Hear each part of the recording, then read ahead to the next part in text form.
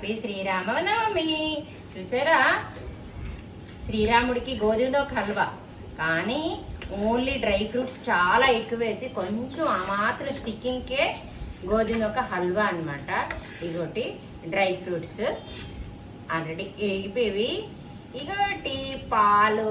ఇందులో నేను ఇవ్వాల్సినవి నా అమందస్తు చూసారా, పాతది ఈ పంచపాత్ర, ఈ ఇనప గొట్టాము, స్వీట్కి నా హనీ, ఇంతేనండి. యాలక పళ్ళు ఇందులో చితగొట్టేసా ఆల్రెడీ.